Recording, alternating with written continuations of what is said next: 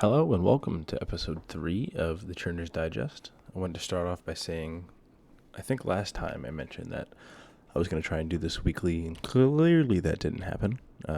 Life just kind of got the better of me. I'm going through a move coming up here this week, and I was home for a little bit visiting the parents, and I had a business trip that I just got back from on Saturday, so just been kind of busy. But I did want to say shout out to Tom R. in the Simple Finances Discord. He specifically asked, or they specifically asked, when my next podcast would be, and I was like, you know what, that's right. I did say I was going to do that, and I know some folks out there do like to listen to this audio graveyard, so I figured I'd make another one. I found some time this evening to sit down and pull up some things that I've been tracking over the past couple weeks. So without further ado, we'll dive in. Nothing's in any particular order, just things that I've thought were interesting, or maybe some sign-up bonuses I thought were worth looking into, or just some updates in the field of finance in general. So first off, we have a Discover sign-up bonus. It's not super sexy.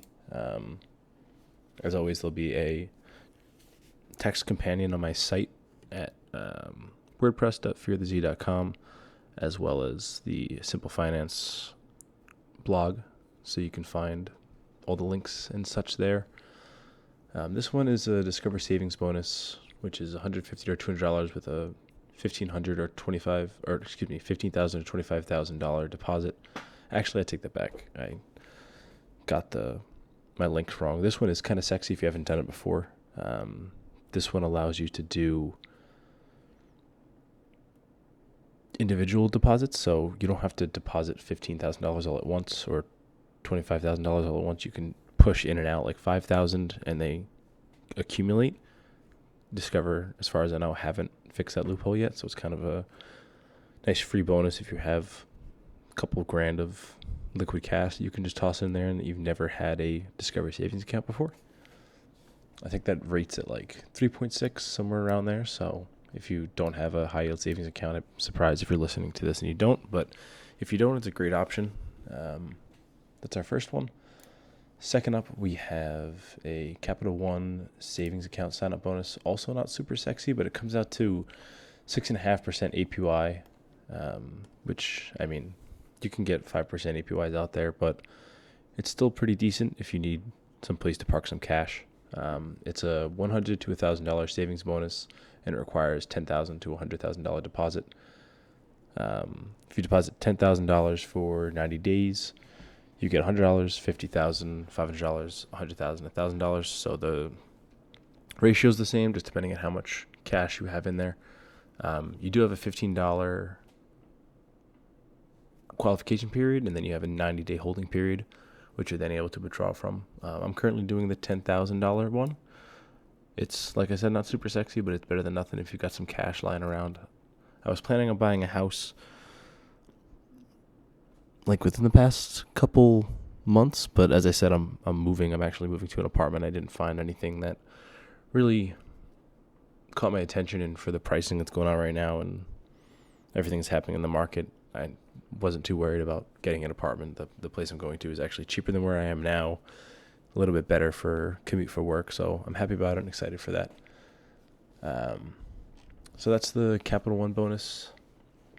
Next, if you follow on Doctor of Credit, there was a kind of a divisive post that they made about a new card called Ness card, or Ness Well card.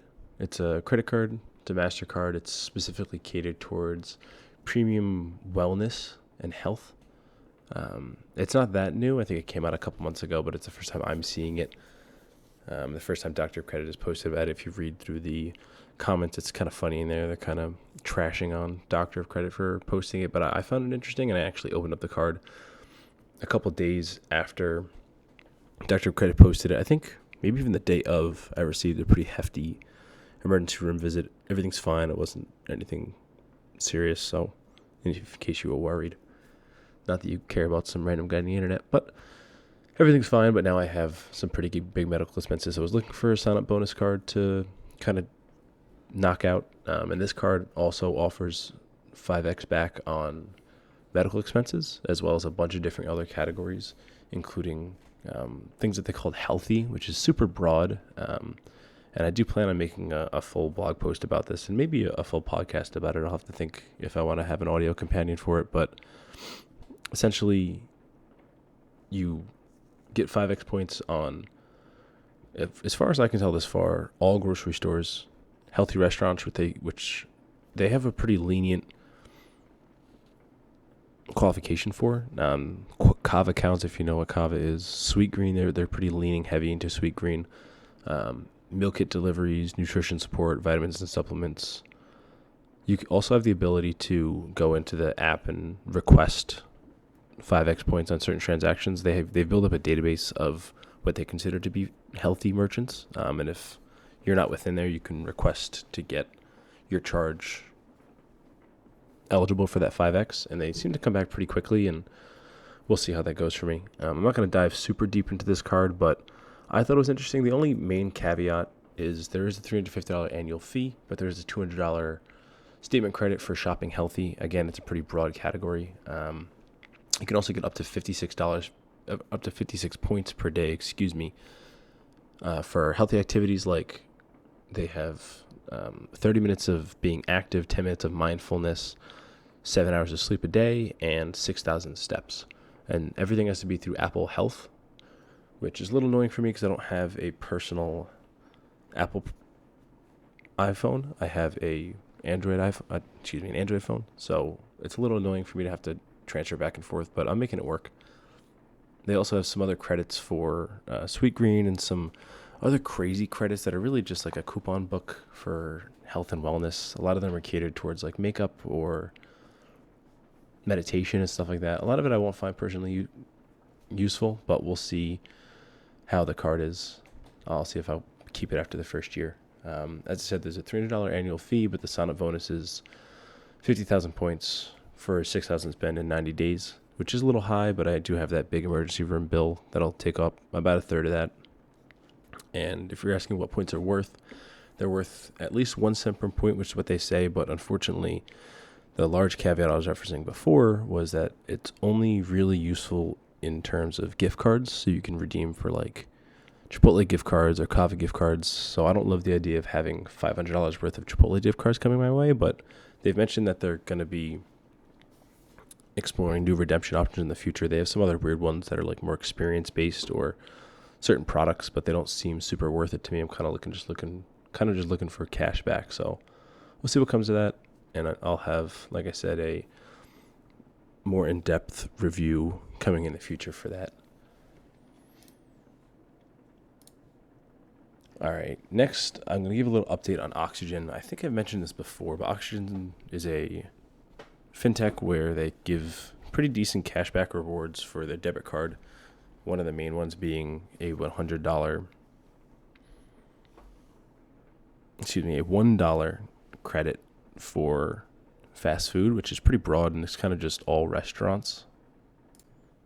But I think what I've mentioned before is that they've been super weird with their 1099 issuing for me. They incorrectly said that I made almost $700 in 1099 int, which is not true. I went through a calculator and it was about 100. So after some back and forth with customer support, they came back and gave me they said that an accurate number is about 100, and they said that they would be working on reissuing a 1099. And just recently, a couple weeks ago, or I think last week or maybe 2 weeks ago, it was I think 2 days after tax day, they sent me an email and they were like, "Hi, we appreciate your patience as we contacted our banking partner to address the discrepancies with your 1099 int document.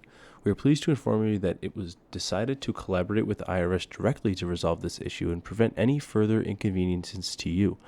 As a result, we will not be issuing corrected 1099 forms. We advise you to file your taxes using the form you received, and the IRS will be corrected. The IRS will later correct any inaccuracies." Which, I mean, cap. I don't really believe that. And they said this after tax filing day, so giving advice after tax filing day to me is pretty useless. I already filed my taxes. I used the number they quoted me. So I guess if the IRS comes and audits me, I have documentation to prove how much I owed. So I'm not too concerned, but just something to note if you do use Oxygen. They're kind of screwy with their 1099s. Hopefully they figure that out. But as far as I can tell, it's still a little wonky. I will leave a referral link on the blog page and in the description of the podcast. The referrals are boosted right now. I think it's $110 for opening the account and doing a $500 direct deposit and doing 5 debit purchases. Just one thing to note, if you do use Curve, that Curve doesn't work with Oxygen. It counts it as like a cash advance, not a cash advance, but a cash transfer.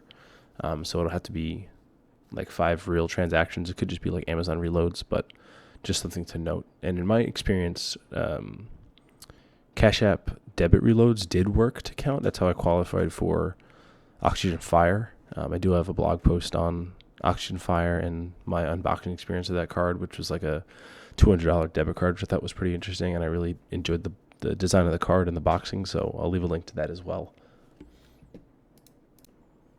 in the text companion and in the description. So next we have a pretty regional bank bonus. I shared it with Doctor of Credit and of course didn't get a hat tip, which I like to keep track of. I like to be, I don't know, I think it's nice to be acknowledged by the large Doctor of Credit, say, hey, this person submitted this bank bonus is returned. They've done it in the past, but they never seem to do it when I post things, which irks me a little bit, but doesn't matter. If you're in Massachusetts or Connecticut, BankHometown is a $300 checking bonus, which seems pretty easy to qualify for. You get $200 by having a direct deposit and make 5 debit card transactions. Then you can turn on e-statements for another $50. And after having the account active for 1 year, you get another $50. So $300 total. As far as I can tell, there are any fees with the account. There's an early termination fee of 180 days for $10, so don't close out early. But if you're eligible in any area, I think it's a pretty great bonus to go for. It's pretty easy requirements. Next is one I didn't personally go for, but it's USBank's $750 or $500 business checking bonus. There's some people talking about it in the Simple Finances Discord. I don't dabble in the business side of bonuses yet. I already have my hands full enough of doing the bonuses that I do, so I'm not too worried about it. And whenever I tried applying for US Bank in the past, I'm out of their footprint and haven't done the opening a investing account in order to establish a relationship and then open a checking account with them. So I haven't really ventured into that field, but there's a link there if you're interested for the sign-up bonus. It's using the promo code, enrolling in online banking, and deposit $5,000 for $500 or $15,000 for $750. Seems pretty easy. It looks like you can also fund up to $3,000 with a credit card, which is some nice free manufactured spend. Or if you have like a 2% card, you can get like $60 back. Why not? Next, we have a pretty small bonus, but it's for a investing platform called Moomoo. If you look at the app icon or their logo, it kind of looks like the Among Us icon, which I think is hilarious. Some other people have pointed it out as well. But this is you'll probably get about $40 for depositing $1,000 and holding it for 60 days. It comes in the form of, I think, 15 spins of their like free stock that you can get from them. You're like, I think it's 95% chance or 99% chance of getting a stock that's worth like $4 to $5. So when it worked for me, it worked out to about $40. I figured, why not? It's some free money, and I'll just sell the stock after 60 days. And there's also a referral bonus for it. I don't think there's anything particularly with the referral that the referee gets, but I'll get, I think, 2 shares of Bank of America if you use the link. So if you're interested, be my guest and use the link. I believe you're still eligible for I take that back. You are eligible by using my link to get the 15 free spins. So have at it if you're interested. If it does come through and I notice it, I'll call you out in the next podcast. Appreciate you using any referrals that you have. Next, there's a PNC checking account bonus for $200 or $400. I'm currently doing this one. If you open a virtual wallet performance spend account, and you will receive $200 with a direct deposit of $2,000, or if you open a virtual wallet performance select and deposit $5,000 in direct deposits, you'll get $400. By data points, it looks like Fidelity counts as direct deposit, so that's what I'm currently using.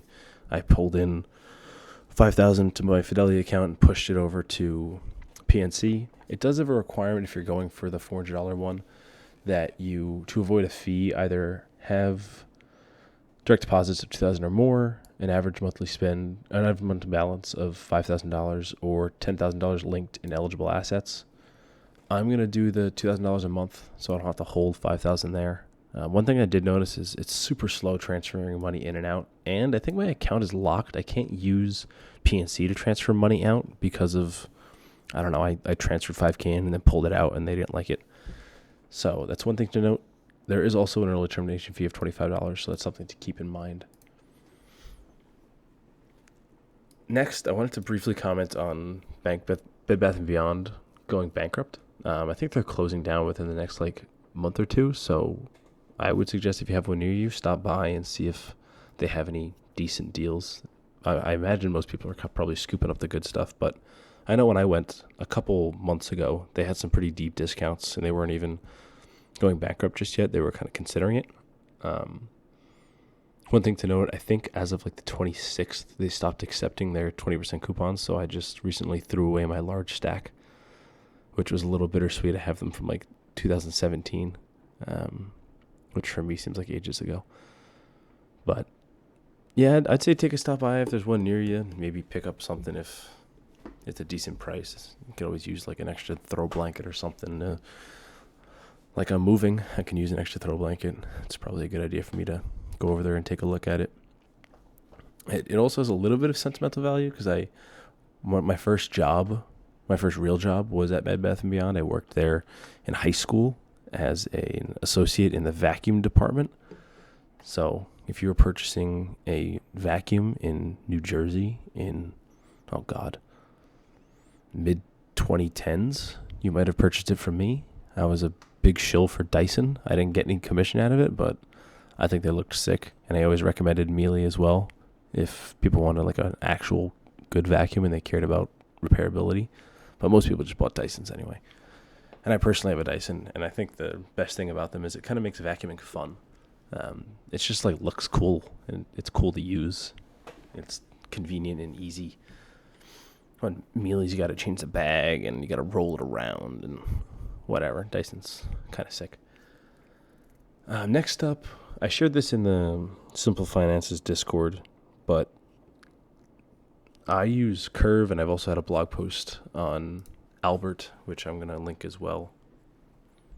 But I'm not going to go super in depth on what Albert or Curve is. You can read my respective blog posts on them. But I found a little neat hack. It's not really a hack, but it's just a way to use Albert and Curve to your advantage. Albert has, if you sign up for Genius, and also Albert Genius costs, I think $8 a month is the minimum, but you can just sign up for a free trial and then cancel the free trial and sign up for a new one. They don't limit you from just kind of churning the free trials. So that's what I'm currently doing.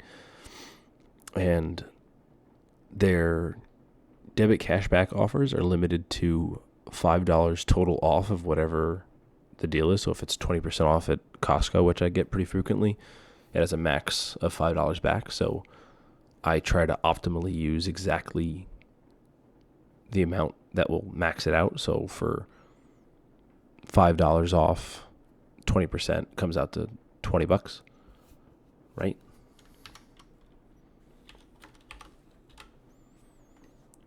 Quick math says no, $25. So is it $25? Why can't I do math right now?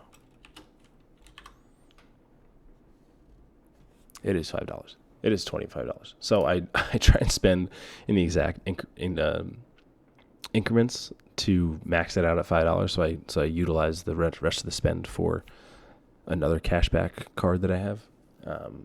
So one thing that I often also get is Whole Foods offers. I think that they're also 20% off. And one thing I noticed is I always go through self-checkout, and Whole Foods recently changed their self-checkout to allow you to at self-checkout, use multiple cards. So what I do is I set my curve card, to not use Albert, or I use Albert for the first transaction of $25, and then I'll change my curve card to use my next best grocery purchasing card, and I'll charge it on there for another $25 increment, as many $25 increments as the order needs. And then the next time that my Albert Boost refresh, I'll just go back in time with the Albert Boost applied, and I'll already have a $25 purchase made. So I don't go to Whole Foods every week. So sometimes that Whole Foods Boost for a week would just sit there and not get used, and they refresh weekly. So now I have a backlog of $25 Whole Foods purchases that I can just transfer over, which is nice. And I like doing it at self-checkout, so I don't have to ask the cashier to do it for me and blah, blah, blah, blah, blah. So if you have Albert and you have Curve, that's a pretty useful way to get a little extra cash back out of it. Another thing I wanted to call out was Chase My Bonus. Since it's a new quarter, new quarter started on the 1st, but if you haven't looked at chase.com/mybonus, you can input your card numbers and your name and your zip code, and it'll tell you if you're eligible for some added bonuses that they often run. Sometimes it's like 5% back at grocery stores or 5% back on transit. From what I've seen, it's normally for some of their airline cards to boost engagement and spend on those cards. So I only have a Freedom and Freedom Flex, so I don't have anything, but it's always worth taking a look. So I figured I'd call that out. And for those of you whose 48-month clock has reset for Chase Sapphire sign-up bonuses, currently the $80,000 sign-up bonus is public. It's also on referral links if you have a P2 or somebody that you want to split the referral bonus with. I don't currently have it, so I can't share a link, but I'm sure somebody out there would be willing to split it with you or give you a link. From what I've seen, I mean, I have only been tracking churning pretty closely for probably a year and a half now, but I have an inkling that the bonuses might go up to 100K again. It was at 70K, and then they just bumped it up to 80K for referrals, and now it's 80K referrals and in branch, and now it's 80K public. So I have a feeling, I know that they're also mailing out 100Ks in the mail to some people, like via snail mail.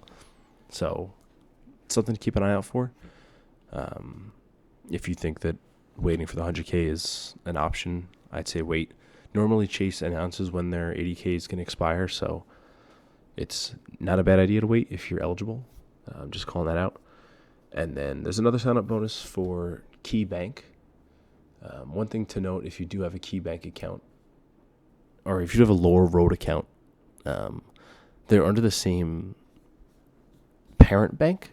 So I know that at least I have had issues with having a KeyBank account trying to open a Lower Road account, and the system errors out. I don't know if it works where if you have a Lower Road account trying to open a KeyBank account, if it would let you. But the KeyBank account, I think I opened for the $250 one, but there's a $200 one available right now, which is for making one direct deposit of $500 and just getting a $200 sign-up bonus. So pretty easy.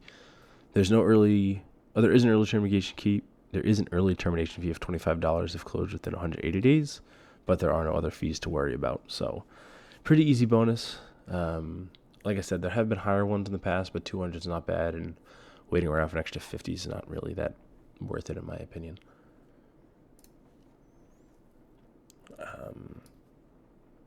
One more finance thing than a personal item that I guess I wanted to talk about, but the last one was I-bonds. So the I-bond rate was announced for the first time ever before the 1st. They normally announce it on the 1st, but the new I-bonds are at 3.4% inflation rate, or the variable rate, and 0.9% for the fixed rate. 0.9% for the fixed rate is pretty high, and 3.4% is much lower than we saw for the past couple months before. I think the totals were like 6.4 and then like 9.6, including the fixed and variable rate. So 3.4 for the variable rate is a little low, but the 0.9% for the fixed rate is pretty good. So if you think that you want to hold I-bonds for a little while, a 0.9% fixed rate is actually pretty decent. So if you want to buy some now at that rate, it's a good idea. Me personally, for what I have, I bought back in April of 2022. And looking at the market right now, I think 4.3% is not too bad. And especially considering I don't pay state taxes on it. And I don't know the exact logistics. I always get it confused in my brain. But when you purchase I-bonds, the first 3 months of interest are deferred. So if you buy it in January, your January interest doesn't come until April. So then your February is March. And then April is... No, excuse me. Your January is April, your February is May, and your March is June. So if you purchase like I did in April, I believe my 4.3% rate or my 3.4 plus whatever fixed rate I had, 3.4% plus whatever fixed rate I had won't come in until July or August timeframe. But I think I'm still going to hold it until the next one. I think that the next bump will be lower than 3.4, and I'll probably sell when the 3.4 runs out, just because of the no state tax. And right now, I think I'm averaging let me see. Across all of my bank accounts, I'm averaging almost 5% interest, not including my I-bonds. So it's kind of comparable.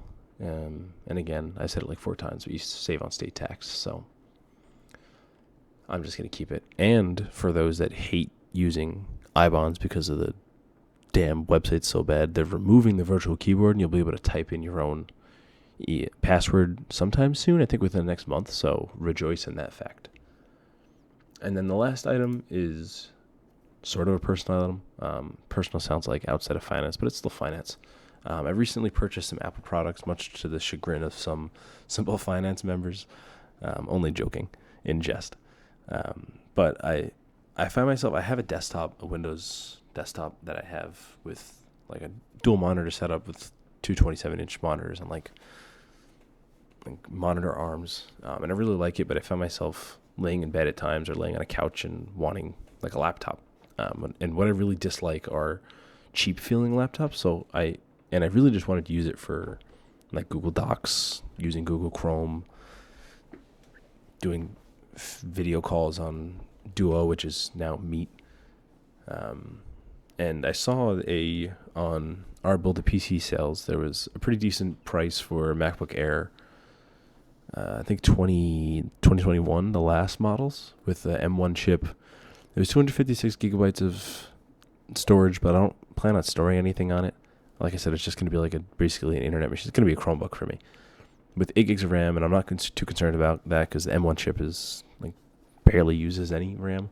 And I got it for around $600, and I've been really enjoying it this far. I have a work laptop that's a Mac, so I'm familiar with this operating system. I like Windows for more, I don't even know. I like them both. And I use my Windows machine for more gaming and more advanced productivity, I guess you could say. So that's just something I purchased. I figured I'd share. I've been enjoying it this far. If you're looking for like a Chromebook-esque machine with some really good hardware. The only thing I don't like about the machine is the speakers really suck. Maybe I'm just spoiled by my MacBook Pro that work got me, but I think the speakers are pretty shit. And I don't mind only having 2 USB-C ports. I don't really use it for anything else. I just need a headphone jack and a charger, and everything I have is USB-C, so it's perfect. And I also purchased an Apple TV 4K, 128 gig, 3rd gen for about $100. I used a 20% off Albert Boost to purchase a $25 shop card to get $5 off with that. And then they had a deal for, I think it was $139 for the Apple TV, and then Discover has wholesale stores as the 5% category. So after all that, it came out to just under $110, I think. And I honestly fell in love with the product. I don't really like Apple products. I hate iPhones. I have it as a work phone, and I really hate my iPhone. But I really enjoy the Apple TV. I've been using, I think it's Hisense. My Hisense TVs, They have Google TV, and I really dislike it. They're just sluggish, and I don't like the UI, and I hate the cheap, crackling remotes. And the Apple TV is just, it runs really well. Everything works as it should. I like the operating system. I really like the remote. Most people hate it because it's like kind of harsh to hold in your hands, but I like the like industrial, just like raw aluminum feel. I really like the touchpad that it has on it. It is the new one that has the touchpad in the center clicker. It's not like the old one with the all black and the big touchpad at the top. I like that it has the touchpad. I absolutely hate that the keyboard is just one row of letters. Whoever designed that needs to be fired. And I don't use my iPhone. I don't use an iPhone as my main device, so I can't just type things in easily and it doesn't just work, which pisses me off. Just let me choose whatever keyboard I want. Anyway, even with all that, I find myself loving the product and really enjoying using it to watch services. I don't have cable, so it's my only way of consuming content, really. And I used to find myself like I would never watch YouTube per se. I consume a lot of YouTube, and I would never watch that on one of my TVs because I just hate going through the UI and it takes forever. But I find myself watching YouTube on the TVs because I have Apple TV and it works really well. I don't have a referral for this. I don't work for Apple. I just really enjoy it. If you find yourself frustrated with your TV UI, I highly suggest getting an Apple TV. Especially for around the price I got it, around $100. I think it's a no-brainer. I bought 3 actually. 2 for the 2 TVs I have in my apartment, and I'm getting one for my mom for Mother's Day. So Mother's Day is coming up. Don't forget to get flowers and maybe an Apple TV. I think that they'll love it. I think it's really great for all generations, and it's super easy to use. The only thing that sucks is it doesn't let you use proxies. And I watch a lot of baseball, and sometimes baseball games are in blackout in my area. Like, if I'm a Yankees fan, if the Yankees are playing the Red Sox, I live in New England, it would be blacked out for me, so I'd have to use my Google TV to get a VPN to change my location. But that's more of an MLB problem. I don't really blame Apple. They're trying to lock it down and not allow VPNs in their product. I could get a VPN through my router, but I'm not going through that nonsense. But yeah, that's my shameless plug for Apple TV. I say shameless as if I get something out of it. I don't get anything out of it. I really enjoy the product, and hopefully others might think it's useful as well and give it a shot. So that's all I have for the update for today. Some things that are upcoming. Like I said, I think I'm going to make a full-fledged review for the Ness credit card. And I do have a meeting scheduled with a product manager at Ness. They've reached out to me to get them some feedback, and I have some points to feedback. And I've also been talking to the CEO on LinkedIn, and I've been emailing him, just giving some feedback. They definitely have some growing pains, but I'm liking the product overall. I don't know if I'll keep it after the annual fee, after the first year, just because of the annual fee. It comes out to $150 effective, but I really don't like the redemption options. So we'll see. We'll see what happens with the card. But I also got to add it to my ever-growing list of card images on my site. So that was kind of a main motivator for me to just finally decide to get it. And one thing that's not finance related, I'm moving, and I absolutely hate my current apartment complex, and I plan on writing a scathing review. So I plan on putting it on my blog because I'm afraid of them like removing it off of Google reviews or something. So I might have a podcast for it as well, where I'm just ranting about how terrible this complex is and how I hate it. If you heard me just a couple minutes ago, I don't remember I got kind of heated over something. Oh, the keyboard layout in Apple TV. If you like that kind of podcast or that kind of rant, there's definitely will be a lot of that in my post or blog or podcast, or I'm not sure yet, on this apartment complex. So if that seems entertaining to you, stay tuned. I'll be sure to share when that's out. Anyways, thanks for tuning in. I really enjoy seeing people interact with the podcast. That's kind of what keeps me motivated, or people asking where it is. There's not too many people that listen to it, so when I do hear from individuals saying that they do listen to it or they do want it, it gives me motivation to go ahead and do it. So don't be shy. Let me know. I would really appreciate it. And that's it. That's for today's Churner's Digest, and I hope you learned something. Have a good one.